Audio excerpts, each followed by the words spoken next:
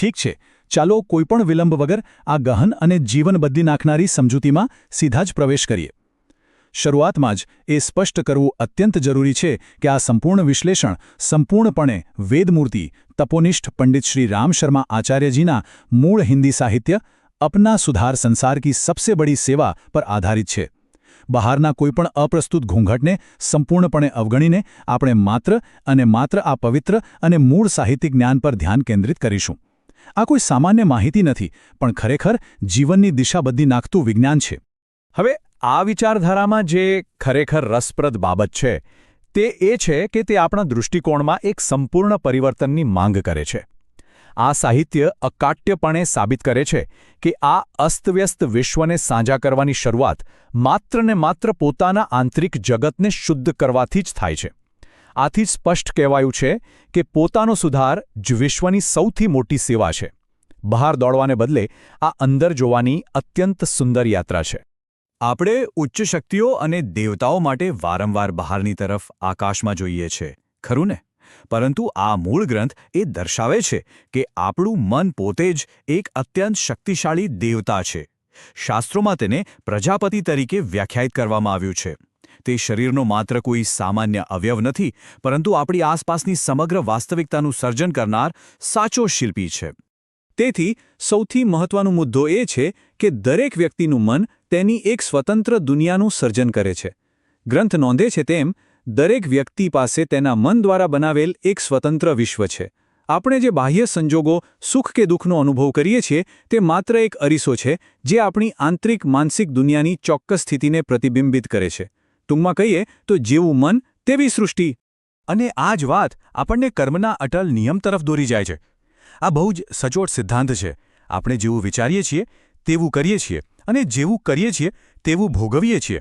આ સાર્વત્રિક નિયમ સ્પષ્ટ કરે છે કે જીવનમાં આવતું દરેક પરિણામ સીધું જ આપણા વિચારોના એક મૂળ બીજ સાથે જોડાયેલું હોય છે.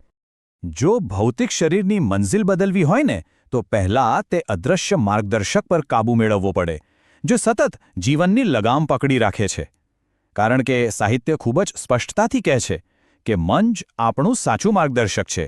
મન જ્યાં લઈ જાય છે, શરીર ચૂપચાપ ત્યાં જ જાય છે. પ્રાચીન ઋષિઓએ આ ખ્યાલને કેવી રીતે વિસ્તાર્યો છે તે જોવું અદ્ભુત છે. તેમણે મનને માત્ર એક અંગ નહોતું માન્યું, પરંતુ એક અનંત સંસાધન તરીકે જોયું હતું. કલ્પવૃક્ષ અને કામધેનુની જેમ જ આ મન પાસે કોઈપણ ઉમદા ઈચ્છાઓને વાસ્તવિકતામાં બદલવાની અદ્ભુત ક્ષમતા છે.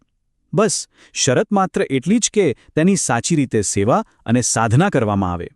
અને એટલે જ માનવતાની સેવા કરવાનો કે સમાજની ખામીઓ સુધારવાનો મોટો પ્રયાસ કરતા પહેલા આ સાહિત્ય ભારપૂર્વક જણાવે છે કે આપણી સેવાનો સૌથી પહેલો અને મુખ્ય હકદાર આ આંતરિક દેવતા જ હોવો જોઈએ. ખૂબ જ સુંદર રીતે લખાયું છે કે સૌથી વધુ પૂજનીય, વંદનીય અને સેવનીય આ મનરૂપી દેવતા જ છે. આ એક અત્યંત ચોંકાવનારી વાસ્તવિકતા છે. સ્વર્ગ અને નર્ક કોઈ ભૌગોલિક સ્થાનો બિલકુલ નથી. સ્વર્ગ અને નર્ક માત્ર દૃષ્ટિકોણ છે. અંતરંગની શાંતિ અને દુઃખ બંને માત્ર એ વાત પર આધાર રાખે છે કે વ્યક્તિનું મન કયા સ્તર પર કામ કરી રહ્યું છે. બધું જ આપણી દૃષ્ટિ પર નિર્ભર છે. આને એક અત્યંત વ્યવહારુ ઉદાહરણથી સમજીએ. આખી પૃથ્વી પર પથરાયેલા દરેક કાંટાને વીણવાનો પ્રયાસ કરવો એ એક અશક્ય અને થકવી નાખનારું કામ છે, જ્યારે મજબૂત પગરખાં પહેરી લેવા એ બહુ જ સરળ ઉપાય છે. બાહ્ય વિશ્વની દરેક ખામીને સુધારવાનો નિરર્થક પ્રયાસ કરવાને બદલે પોતાના મનને મજબૂત બનાવવું એ જ જીવનની મુશ્કેલીઓ સામે અંતિમ રક્ષણ છે. સીધી વાત છે, કાદવને વધુ કાદવથી ક્યારેય ધોઈ શકાતો નથી. તેવી જ રીતે દુનિયાના ક્રોધ અને શત્રુતામાં જોડાઈને તેનો ઈલાજ કરી શકાતો નથી. સાહિત્ય આપણને યાદ અપાવે છે કે ક્રોધને ક્રોધથી નહીં પણ શાંતિથી જ હરાવી શકાય છે.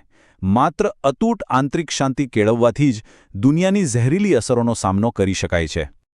તો હવે પ્રશ્ન એ થાય કે આ આંતરિક દૃષ્ટિકોણને ઉન્નત કેવી રીતે કરવો? આ માટે પવિત્ર સાહિત્યમાં છુપાયેલા શુદ્ધ જ્ઞાનને સક્રિયપણે શોધવું પડે. જેમ શરીર માટે ખોરાક જરૂરી છે, તેમ જ્ઞાનનું અમૂલ્ય રત્ન પુસ્તકોની તિજોરીઓમાં ભરેલું છે, જે મનરૂપી દેવતાને પોષણ આપે છે. સાચા સ્વાધ્યાય વિના મનનો વિકાસ શક્ય નથી. ચાલો હવે આના સીધા વ્યવહારુ અમલ પર આવીએ. આંતરિક દેવતાની સેવા કરવા માટે સાહિત્યમાં કેટલાક અત્યંત કડક પણ અસરકારક દૈનિક અનુશાસનો દર્શાવ્યા છે. જેમ કે શારીરિક આળસ દૂર કરવા ભૂખ કરતાં થોડું ઓછું ખાવું, ઈચ્છાઓ માટે પ્રકૃતિની મર્યાદાઓનું ચુસ્ત પાલન કરવું, સમયનું પદ્ધતિસર આયોજન કરવું અને સ્વાધ્યાય માટે નિશ્ચિત સમય ફાળવવો. આ કડક શિસ્તથી એક અસ્તવ્યસ્ત મન શક્તિશાળી સાથી બની જાય છે. આ આંતરિક નિપુણતાના વૈજ્ઞાનિક પુરાવા માટે આપણે પ્રાચીન કાળના મહાન સંશોધક મહર્ષિ પતંજલિ તરફ જોઈએ. તેમના સંશોધન ગ્રંથ પતંજલિ યોગ સૂત્રમાં તેમણે પુષ્ટિ આપી છે કે ચિત્તની વૃત્તિઓનો નિરોધ જ યોગ છે. એટલે કે મનના અનંત ભટકવાને અને વિકારોને રોકવા એ જ ખરું આધ્યાત્મિક જોડાણ છે. અને પ્રાચીન આધ્યાત્મિક વિજ્ઞાનની સર્વસંમતિ અહીં સ્પષ્ટપણે જોવા મળે છે.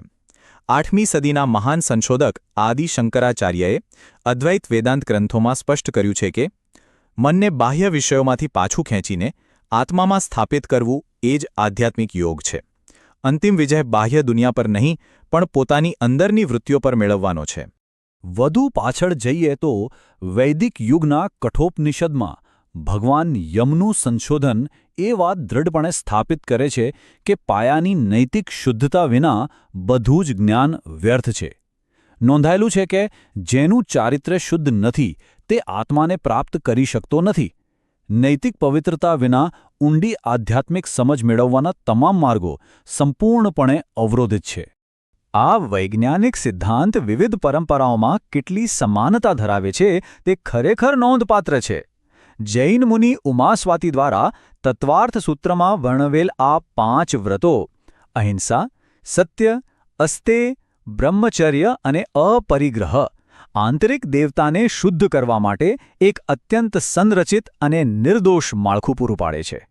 તેથી મૂળ વાત એ છે કે પ્રાચીન માળખું ભલે કોઈ પણ હોય, વિજ્ઞાન સમાન છે. બૌદ્ધ ધર્મમાં ભગવાન બુદ્ધ દ્વારા વર્ણવેલ પંચશીલ પણ એ જ ફરજિયાત પ્રોટોકોલ આપે છે.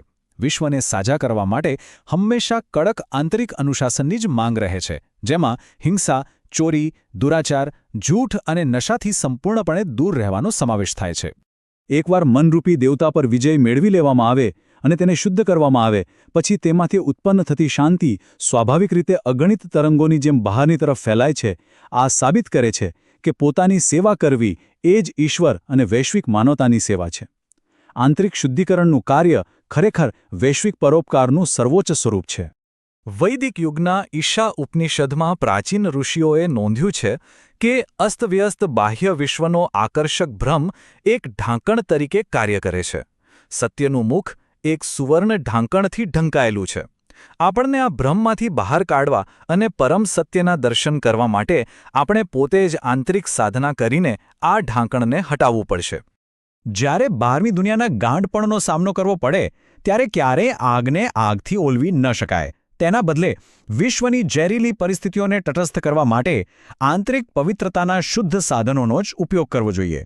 સળગતી ગરમીને કાપવા માટે ઠંડુ લોખંડ, ઝેરી કાદવને ધોવા માટે શુદ્ધ જળ અને શત્રુતાપૂર્ણ ક્રોધને હરાવવા માટે અતૂટ શાંતિ જ એકમાત્ર સચોટ ઉપાય છે. અંતે આ અદ્ભુત મૂળ સાહિત્ય કોઈપણ જાતની શંકા માટે સ્થાન છોડતું નથી. સ્પષ્ટ શબ્દોમાં કહીએ તો જીવનના ઉદય અને પતનની ધરી માત્ર અને માત્ર મન જ છે. માનવતાની સફળતા કે નિષ્ફળતાની સમગ્ર યાત્રા સંપૂર્ણપણે વ્યક્તિના મનની નિપુણતા અને તેના આંતરિક સ્તર પર જ આધારિત છે. જે આપણને વિચારવા માટે એક અત્યંત ગહન વાસ્તવિકતા સાથે છોડી દે છે. જો સમગ્ર વિશ્વની અંતિમ સેવા માત્ર ને માત્ર પોતાની અંદરથી જ શરૂ થાય છે તો પછી આ આંતરિક દેવતાને કાબૂમાં લેવા માટે આજે કયા નક્કર પગલાં લઈ શકાય? જો મનમાં જ સમગ્ર બ્રહ્માંડની શક્તિ અને શાંતિ રહેલી છે તો આ ક્ષણથી તેને કઈ દિશામાં દોરવાનું પસંદ કરવામાં આવશે? આ પ્રશ્ન સાથે આપણે આ સમજૂતી અહીં પૂર્ણ કરીએ છીએ. આ ખરેખર ઊંડાણથી મનન કરવા યોગ્ય વિષય છે.